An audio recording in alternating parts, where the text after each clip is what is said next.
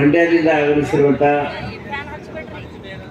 ಮೈಸೂರಿನ ಶಿವಜನ್ಯ ಆರ್ಕೆಸ್ಟ್ರಾ ಗಾಯಕರು ವೇದಿಕೆಗೆ ಬರಬೇಕು ಮತ್ತು ಇವತ್ತಿನ ವಚನ ನೃತ್ಯವನ್ನು ಮಾಡಲಿರುವಂತಹ ಕುಮಾರಿ ಬಸವಂ ಶರಣಾಗತ ರಕ್ಷಕ ವರಲೋಲಂ ಬಸವಂ ಜನ್ಮ ಕುಠಾರಂ ಬಸವಂ. ಶರಣ ಮೇಳದ 4ನೇ ವರ್ಷದ ಈ ಒಂದು ಸ್ವಾಭಿಮಾನಿ ಶರಣ ಮೇಳದ ಕಾರ್ಯಕ್ರಮ ನಿನ್ನೆಯಿಂದಲೇ ಇಲ್ಲಿ ಕಾರ್ಯಕ್ರಮ ನಡೀತಾ ಇದೆ. ನಾವು 2 ದಿವಸ ಹೋದ ವರ್ಷ ಮತ್ತು ಮೊದಲನೇ ಶರಣ ಮೇಳದಿಂದ ನಾವು 3 ದಿವಸನೇ ಮಾಡ್ತಾಯಿದ್ವಿ. ಸ್ವಾಭಿಮಾನಿ ಶರಣ ಮೇಳ 3 ದಿವಸ ಮಾಡ್ತಾಯಿದ್ವಿ, 12, 13 ಮತ್ತು 14. ಈ ಸಲ ಭಾಳ ಜನ ಕೇಳಿದ್ರು ನನಗೆ, ಈಗ 2 ದಿವಸ ಯಾಕೆ ಇಟ್ಕೊಂಡಿರಿ ಅಂತ.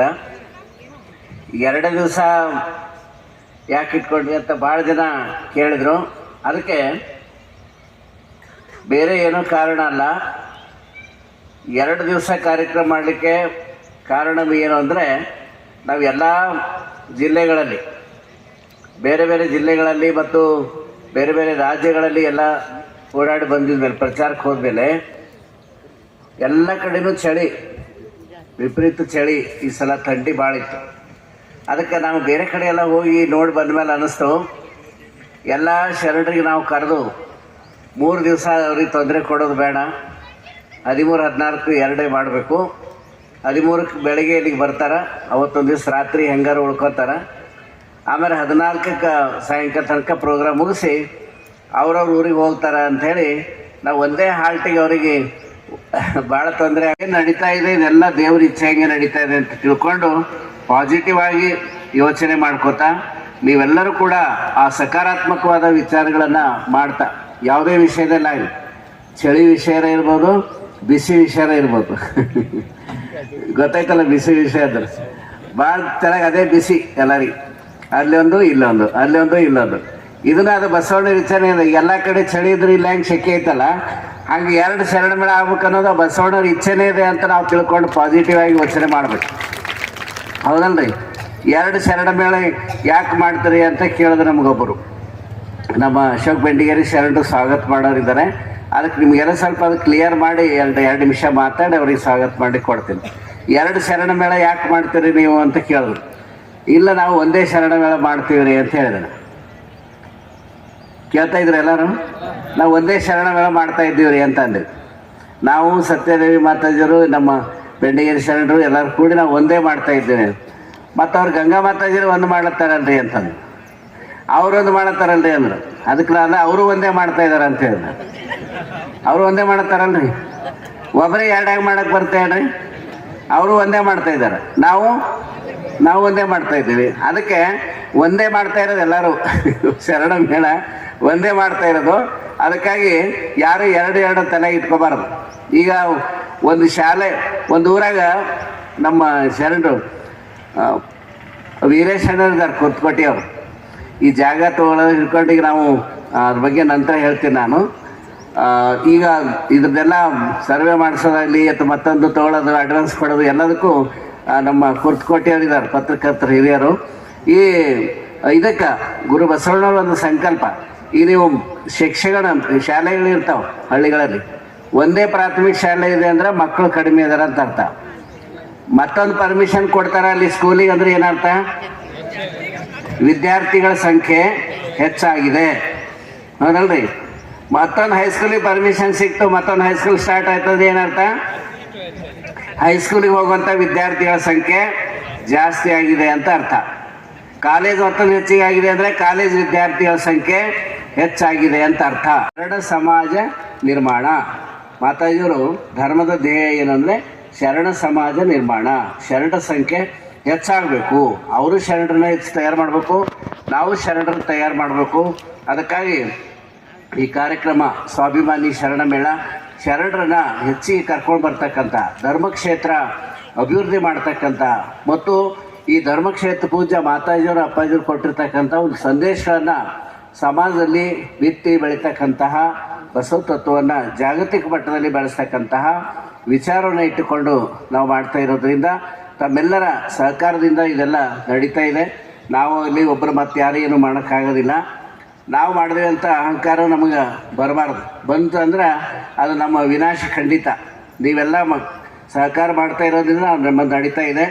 ನಾವೇ ಒಬ್ಬರೇ ಮಾಡ್ತೀವಿ ಅಂದ್ರೆ ಯಾರಿಂದಲೂ ಕೂಡ ಸಾಧ್ಯ ಇಲ್ಲ. ಅದಕ್ಕಾಗಿ ಈ ಶರಣ ಮೇಳಕ್ಕೆ ತನು ಮನ ಧನದಿಂದ ಸಹಕಾರ ನೀಡಿರ್ತಕ್ಕಂಥ ಎಲ್ಲರಿಗೂ ಶುಭವನ್ನು ಹಾರೈಸುತ್ತಾ, ಈಗ ನಮ್ಮ ಅಶೋಕ್ ಬೆಂಡಿಗೇರಿ ಶರಣರು ವೇದಿಕೆ ಮೇಲೆ ಇದ್ದಂಥವ್ರು ಎಲ್ಲರಿಗೂ ಸ್ವಾಗತವನ್ನು ಮಾಡ್ತಾರೆ. ಒಂದೆರಡು ವಾಸ್ತವಿಕ ಮಾತುಗಳಾಡಿ ಸ್ವಾಗತ ಮಾಡಿದ ನಂತರ ಇವತ್ತಿನ ಕಾರ್ಯಕ್ರಮವನ್ನು ಪ್ರಾರಂಭ ಮಾಡ್ತಾರೆ. ಆಚಾರ ವಿಚಾರವನ್ನು ಕಲಿಸಿ ಕ್ರಿಯಾ ವಿಶ್ರಾಂತಿಯನ್ನು ಪಡೆಯುತ್ತಿರುವ ಲಿಂಗೈಕ್ಯ ಮಾತೆ ಮಹಾದೇವಿ ತಾಯವರನ್ನೇ ಅನ್ನುವುದನ್ನು ಧ್ಯಾನಿಸಿಕೊಂಡು, ಹಾಗೂ ಮೊದಲನೆಯ ಒಂದು ಉದ್ಘಾಟನೆಯ ಸಮಾರಂಭ, ಈ ಸಮಾರಂಭದ ದಿವ್ಯ ಸಾನ್ನಿಧ್ಯವನ್ನು ವಹಿಸಿರುವ ಪರಮ ಪೂಜ್ಯ ಚನ್ನಬಸವಾನ ಜಗದ್ಗುರು ಪೂಜ್ಯ ಜಗದ್ಗುರು ಡಾಕ್ಟರ್ ಚನ್ನಬಸವಾನಂದ ಸ್ವಾಮೀಜಿ ಪೀಠಾಧ್ಯಕ್ಷರು ಚನ್ನಬಸವೇಶ್ವರ ಜ್ಞಾನಪೀಠ ಬಸವ ಗಂಗೋತ್ರಿ ಕುಂಬಳಗೋಡು ಬೆಂಗಳೂರು ಇವರನ್ನು ತಮ್ಮೆಲ್ಲರ ಪರವಾಗಿ ವೇದಿಕೆಯ ಪರವಾಗಿ ನಾನು ತುಂಬ ಹೃದಯದಿಂದ ಸ್ವಾಗತವನ್ನು ಕೋರಬಯಸುತ್ತೇನೆ. ಅದೇ ರೀತಿ ಇವತ್ತಿನ ಒಂದು ವಿಶ್ವಗುರು ಬಸವ ಪೂಜೆಯನ್ನು ಶರಣ ದಂಪತಿಗಳಾದ ಬಸವಶ್ರೀ ಅಶೋಕ್ ಶೀಲವಂತ ದಂಪತಿಗಳಿಂದ ಧಾರವಾಡ ರಾಷ್ಟ್ರೀಯ ಬಸವದಳ ಧಾರವಾಡ ಇವರು ನೆರವೇರಿಸಿಕೊಟ್ಟಿದ್ದಾರೆ. ಅವರಿಗೂ ತಮ್ಮೆಲ್ಲರ ಪರವಾಗಿ ನಾನು ತುಂಬ ಹೃದಯದ ಸ್ವಾಗತವನ್ನು ಕೋರಬಯಸುತ್ತೇನೆ. ದಿವ್ಯ ಸಮ್ಮುಖ ಪೂಜ್ಯ ಶ್ರೀ ಸದ್ಗುರು ಮಾತೆ ಸತ್ಯಾದೇವಿ ಬಸವ ಮಂಟಪ ಬೀದರ್ ಹಾಗೂ ಪೂಜ್ಯ ಶ್ರೀ ಡಾಕ್ಟರ್ ಜಯಬಸವಾನಂದ ಸ್ವಾಮೀಜಿ ವಿಶ್ವಧರ್ಮ ಪೀಠ ಚಿಕ್ಕಮಗಳೂರು, ಪೂಜ್ಯ ಶ್ರೀ ಗುರುಸ್ವಾಮಿಗಳು ಹಡಪದಪ್ಪಣ್ಣ ಮಹಾಮಠ ಚಳ್ಳಿಕೇರಿ, ಪೂಜ್ಯ ಶ್ರೀ ಅಬ್ದುಲ್ ರಜಾಕ್ ಖಾದ್ರಿ ಸೂಫಿ ಗುರುಗಳು ಸುತ್ತೂರು ಧಾರವಾಡ, ಪೂಜ್ಯ ಶ್ರೀ ಲಿಂಗಾನಂದ ಪ್ರಭು ಸ್ವಾಮಿಗಳು ಶಿವಾನಂದೇಶ್ವರ ಮಠ ಹುಲಿಕಟ್ಟಿ, ಪೂಜ್ಯ ಶ್ರೀ ಮಹಾಜಗದ್ಗುರು ಸ್ವಾಮಿಗಳು ಕಲ್ಮಠ್ ವಾರಿಸ್ವಾಡ್, ಪೂಜ್ಯ ಶ್ರೀ ಜಗದ್ಗುರು ಮಾತೆ ಶಾಂತಾದೇವಿ ಅಕ್ಕ ಮಹಾದೇವಿ ಮಠ ಮಲ್ಕನ್ಕೊಪ್, ಪೂಜ್ಯ ಶ್ರೀ ಗುರು ಲಿಂಗಾರವರ ಹೂವನವರವರು ಇವರೆಲ್ಲರೂ ಪಡೆದು ಬಸವ ತತ್ವವನ್ನು ಸಾಧನೆ ಮಾಡುತ್ತಿರುವ ಚೆನ್ನ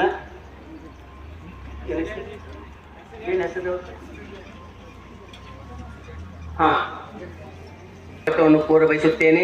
ಇವತ್ತಿನ ಒಂದು ಉದ್ಘಾಟನಾ ಸಮಾರಂಭವನ್ನು ಶರಣರಾದ PC ಗದ್ದಿಗೌಡ ಲೋಕಸಭಾ ಸದಸ್ಯರು ಬಾಗಲಕೋಟೆ ಜಿಲ್ಲೆ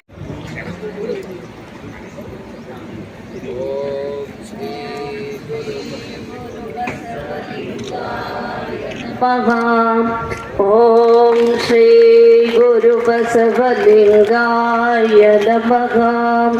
ಓಂ ಶ್ರೀ ಗುರು ಬಸವಲಿಂಗಾಯ ನಮಃ. ಹೇ ಶರಣ ಬಂಧುಗಳೇ,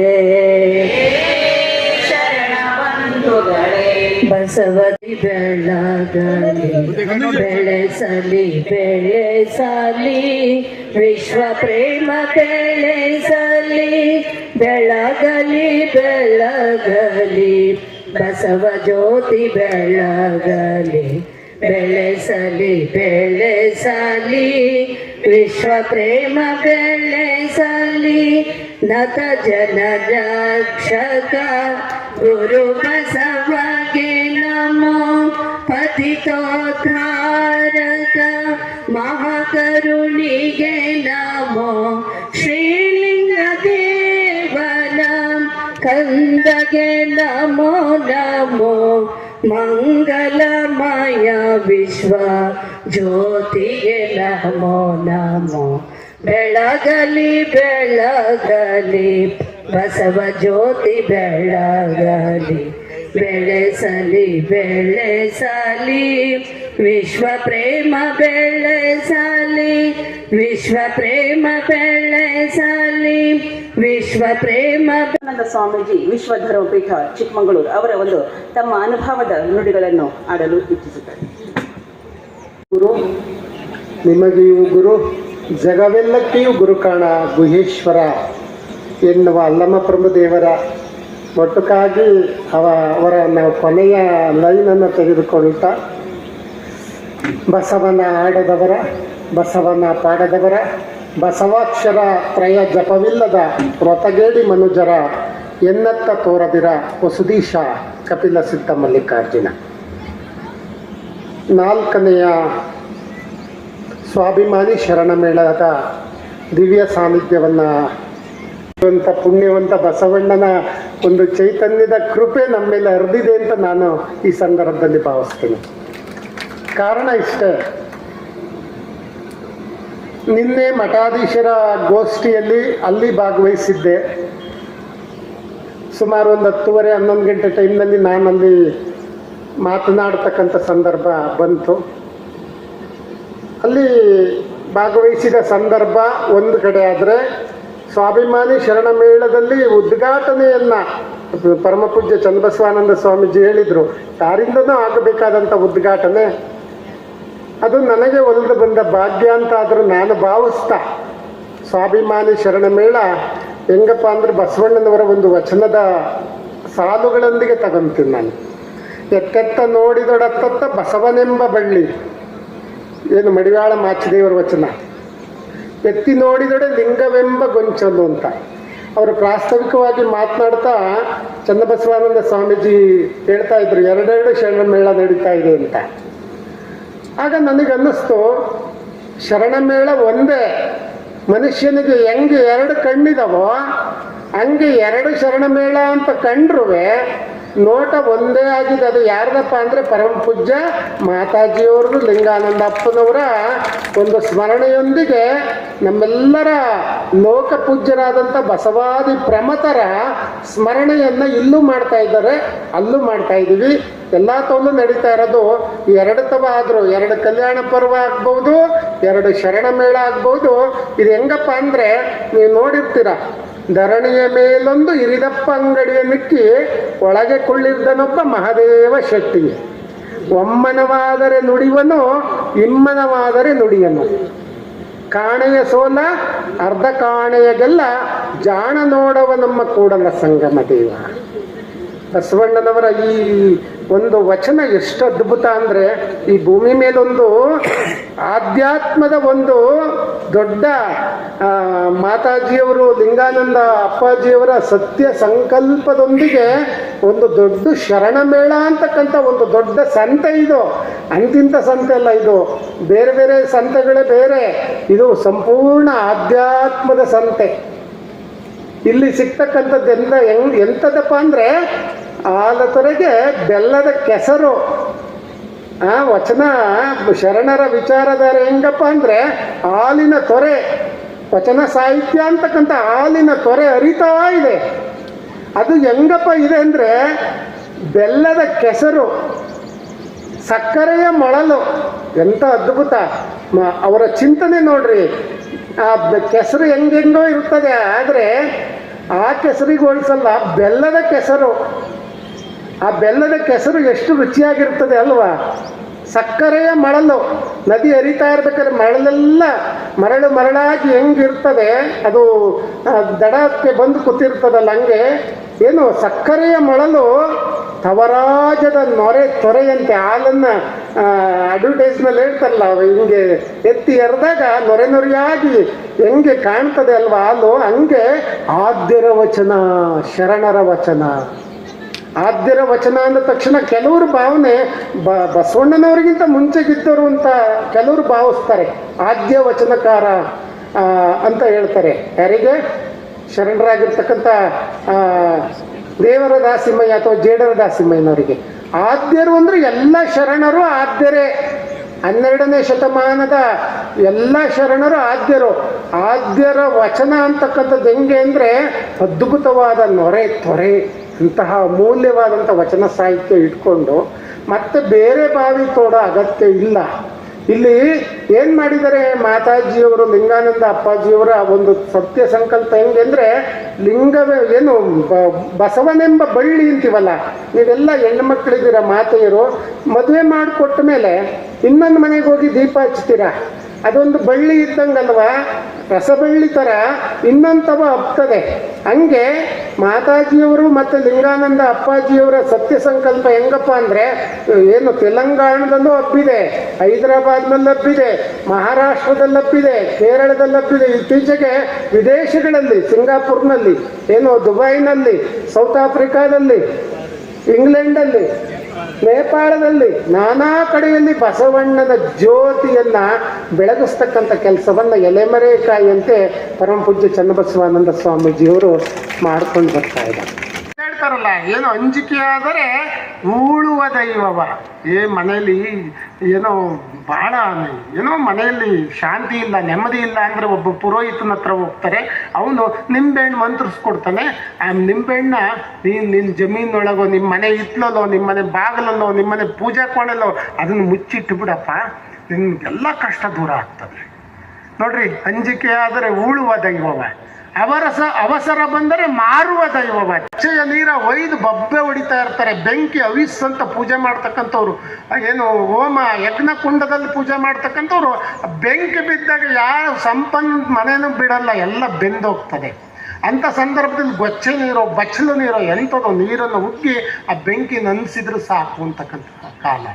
ಹಂಗೆ ನಮ್ಮ ಈ ಜಗತ್ತಿನಲ್ಲಿ ಮೂಢನಂಬಿಕೆಯಿಂದ, ಅಜ್ಞಾನದಿಂದ, ಅಂಧಕಾರದಿಂದ ನಡೀತಕ್ಕಂಥ ಸಂದರ್ಭ ಎಷ್ಟೋ ಇದ್ದರೂ ಅದಕ್ಕೆಲ್ಲ ಪರಿಹಾರ ಯಾವುದಾರು ಇದ್ರೂ ಲಿಂಗಾಯತ ಧರ್ಮ ಮಾತ್ರ ಇಡೀ ವಿಶ್ವದಲ್ಲಿ.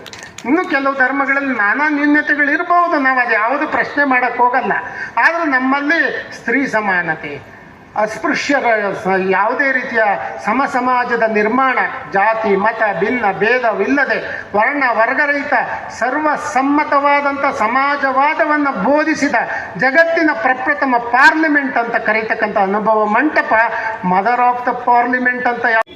ಮೊದಲಾದವೆಲ್ಲಕ್ಕೂ ಬಸವಣ್ಣನೇ ದೇವರು. ಚನ್ನಮಲ್ಲಿಕಾರ್ಜುನ ದೇವ ಎನಗೂ ನಿಮಗೂ ನಿಮ್ಮ ಶರಣರಿಗೂ ಬಸವಣ್ಣನೇ ದೇವರು, ಬಸವಣ್ಣನೇ ದೇವರು, ಬಸವಣ್ಣನೇ ದೇವರು.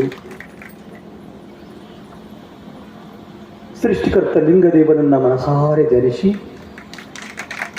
ಧರ್ಮಗುರು ಅಪ್ಪ ಬಸವಣ್ಣನವರನ್ನ ಅವರ ಶ್ರೀಪಾದಗಳ ಎನ್ನ ತಮಸ್ತಕದಲ್ಲಿ ಪಟ್ಟುಕೊಂಡು ಬಸವ ಧರ್ಮದ ಮಹಾ ಜಗದ್ಗುರುಗಳು ಲಿಂಗಾಯತ ದಂಡನಾಯಕರಾಗಿರುವಂಥ ಅಪ್ಪ ಲಿಂಗಾನಂದ ಅಪ್ಪಗಳ ಪವಿತ್ರ ಶ್ರೀಚರಣ ಆ ಮಠದಲ್ಲಿ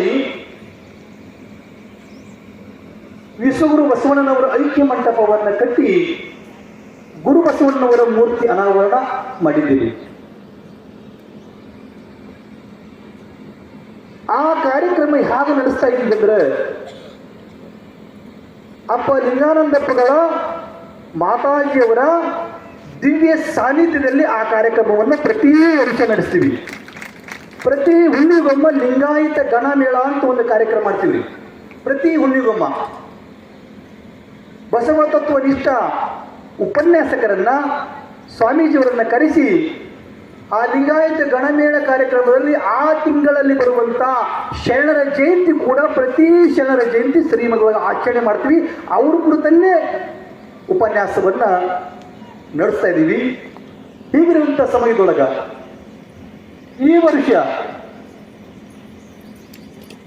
ಬಸವ ಸಂಸ್ಕೃತಿ ಅಭಿಯಾನ ಇಡೀ ಜಿಲ್ಲೆ ಒಳಗ ಸಂಚಾರಗೈದು ಬಸವ ಕೃಪೆಯನ್ನ ನಾವು ನೀವೆಲ್ಲರೂ ಪಡೆದುಕೊಂಡೆವು. ಬೆಂಗಳೂರಿನೊಳಗ ದೊಡ್ಡ ಕಾರ್ಯಕ್ರಮ ಆಯಿತು. ಆ ಕಾರ್ಯಕ್ರಮ ಆದ ಮೇಲೆ ಕೂಡಲ ಸಂಗಮದಲ್ಲಿ ಅಭಿನಂದನಾ ಕಾರ್ಯಕ್ರಮ ಹಮ್ಮಿಕೊಂಡಿದ್ರು. ಆ ಕಾರ್ಯಕ್ರಮಕ್ಕೂ ನಾನು ಬಂದಿದ್ದೆ. ನಾವು ಪ್ರತಿ ವರ್ಷ ಹಿಕ್ಕನಗುತ್ತಿ ಲಿಂಗಾಯತ ಮಹಾಮಠದ ಶರಣ ಮಹೋತ್ಸವ ಅಂತ ಮಾಡ್ತೀವಿ. ಶರಣ ಸಂಸ್ಕೃತಿ ಮಹೋತ್ಸವ ಅಂತ ಕಾರ್ಯಕ್ರಮ ಮಾಡ್ತೀವಿ ಪ್ರತಿ ವರ್ಷ. ಆ ಕಾರ್ಯಕ್ರಮಕ್ಕೆ ನಾವು ಲಿಂಗಾಯತ ಮಠಾಧಿಪತಿಗಳ ಒಕ್ಕೂಟದ ಪೂಜ್ಯರನ್ನು ಬರಮಾಡಿಕೋಬೇಕು ಅಂತ ಸಂಕಲ್ಪ ಮಾಡಿ ನಾವು ಕೇಳಿದಾಗ ಬಾಲ್ಕಿ ಅಪ್ಪಾಜಿಯವರು ಒಂದು ಆದೇಶ ಮಾಡಿದರು ಹೊರಗೆ. ಈ ಬಸವ ಸಂಸ್ಕೃತಿ ಗ್ರಾಮ ಮಟ್ಟದಿಂದ ಹಳ್ಳಿ ಮಟ್ಟದಿಂದ ಬೆಳಿಬೇಕು ಅಂತ ಸಂಕಲ್ಪ ನಮ್ಮದದ. ಮೊಟ್ಟ ಮೊದಲು ಗ್ರಾಮ ಮಟ್ಟದೊಳಗೆ ಬಸವ ಸಂಸ್ಕೃತಿ ಜಾಗೃತ ಸಮಾವೇಶ ಅಂತ ಮಾಡಿದ ಕೀರ್ತಿ ನಿಮ್ದು ಉಳಿತದ. ಆ ಕಾರ್ಯಕ್ರಮದ ಪೂಜೆಯಲ್ಲಿ ತಾವು ಹಮ್ಮಿಕೋಬೇಕು ಅಂತ ತಿಳ್ಕೊಂಡು ಪೂಜ್ಯರು ನನಗೆ ಅಪ್ಪಣೆ ಮಾಡಿದಾಗ ಆ ಕಾರ್ಯಕ್ರಮವನ್ನು ಫೆಬ್ರವರಿ 8ನೇ ತಾರೀಕಿಗೆ ಆ ಕಾರ್ಯಕ್ರಮವನ್ನು ಹಮ್ಮಿಕೊಂಡಿವಿ.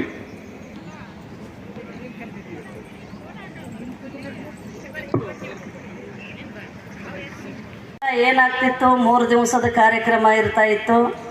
1ನೇ ದಿವಸ ಸ್ವಲ್ಪ ಜನ ಇರ್ತಾ ಇದ್ರು, 2ನೇ ದಿವಸ ತುಂಬ್ತಾ ಇದ್ರು, 3ನೇ ದಿವಸ ಮತ್ತೆ ಇನ್ನೂ ಹೆಚ್ಚಿಗೆ ಆಗ್ತಾ ಇದ್ರು. ಹೀಗೆ ಆಗ್ತಾ ಇತ್ತು. ಆದರೆ ಈ ಸಲ 2 ದಿವಸದ ಕಾರ್ಯಕ್ರಮ. ಮತ್ತೊಂದು ಅಂದರೆ ದುಬೈಗೆ ನಾವು ಹೋಗಿರೋದ್ರಿಂದ ಸ್ವಲ್ಪ ಒಂಚೂರು ತಪ್ಪಾಯಿತು. ಹಾಗಾಗಿ ಪ್ರಚಾರ ಆಗಲಿಲ್ಲ.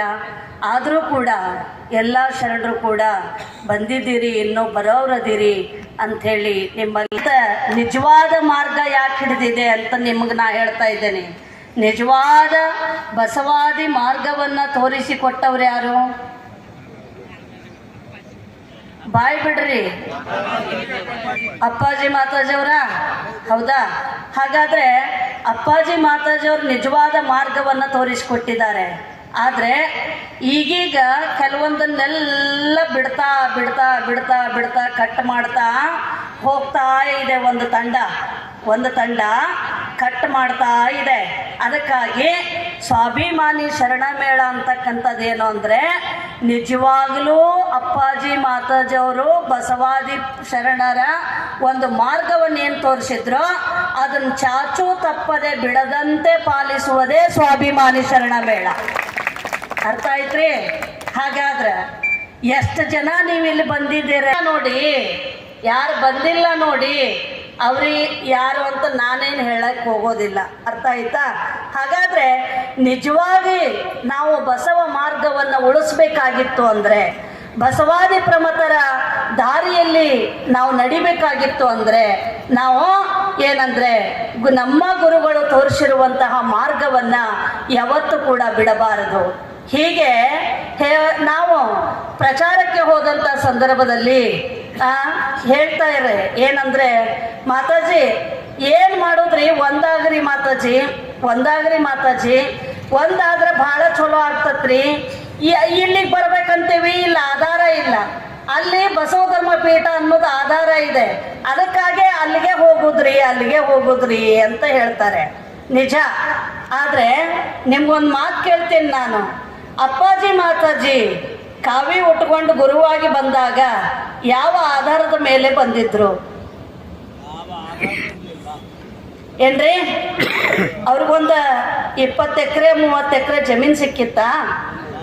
ಬಸವ ಧರ್ಮ ಪೀಠ ಅಂತಕ್ಕಂಥದ್ದು ಮೊದಲೇ ಇತ್ತ ಏನ್ರಿ? ಮೊದಲೇ ಇತ್ತೇನೋ? ಹಾಗಾದ್ರೆ ಯಾವ ಆಧಾರದ ಮೇಲೆ ಬಂದ್ರು ಇಲ್ಲಿಗೆ? ಭಕ್ತರ ಆಧಾರದ ಮೇಲೆ. ಹೌದಲ್ಲ? ಹಾಗೆ ಇವತ್ತಿಗೂ ಕೂಡ ಭಕ್ತರು ಏನೋ ಒಂದಿಟ್ಟು ಕಿಂಚಿತ್ ಏನೋ ವ್ಯತ್ಯಾಸಗಳಾಗ್ತಿರ್ತವೆ. ಆದರೆ ಪಬ್ಲಿಕ್ ಆಗಿ ಅದನ್ನ ಹೀಗೆ ಮಾಡಿದ್ರು, ಅಲ್ಲಿ ಹೋದ್ರೆ ಬೆಳೆಯಂಗಿಲ್ಲ, ಅಲ್ಲಿ ಹಂಗಿದೆ ಹಿಂಗಿದೆ ಅಂತೇಳಿ ನೆಗೆಟಿವ್ ಥಿಂಕಿಂಗ್ ಮಾಡಿ ನೆಗೆಟಿವ್ ಮಾತಾಡೋದಕ್ಕಿಂತ ಪ್ಲಸ್ ಪಾಯಿಂಟ್ ಮಾತಾಡ್ರಿ, ಯಶಸ್ವಿ ಆಗ್ತವ ಕಾರ್ಯಕ್ರಮಗಳು. ಏನ್ರಿ? ಯಶಸ್ವಿ ಆಗ್ತಾವ. ಯಾರಾದರೂ ಹೆಜ್ಜೆ ತಪ್ಪೋರೆ ಆ ತಪ್ಪಿದಂಥ ಇದನ್ನ ಹೇಗೆ ಹೇಳಬೇಕು ಅನ್ನೋದನ್ನ ಕಲಿತ್ಕೋರಿ. ಏನ್ರಿ? ಹೇಗೆ ಹೇಳಬೇಕು, ವ್ಯತ್ಯಾಸ ಮಾಡ್ಲಾರ್ದಂಗ ಹೇಗೆ ನೋಡ್ಕೋಬೇಕು, ಹೇಗೆ ಮಾತಾಡೋದ್ರಾಗ ಅನ್ನೋದನ್ನ ತಿಳ್ಕೊಂಡ್ರೆ ಮಾತ್ರ ಸ್ವಾಭಿಮಾನಿ ಶರಣ ಮೇಳ ಯಶಸ್ವಿ ಆಗಲಿಕ್ಕೆ ಸಾಧ್ಯ ಇದೆ. ಇವರೆಲ್ಲರೂ ದೇವರಲ್ಲ, ಹುಟ್ಟದೆ ಸಾಯದೆ ಎಲ್ಲರೂ ಹುಟ್ಟಲಿಕ್ಕೆ ಕಾರಣೀಭೂತನಾದಂಥವನೇ ದೇವನು. ಅದಕ್ಕೆ ಸಾಕ್ಷಿ ಕೊಡ್ತಾರೆ ಬಸವಣ್ಣನವರು. ಏನಂತ ಸಾಕ್ಷಿ ಕೊಡ್ತಾರೆ? ವಸುದೇವ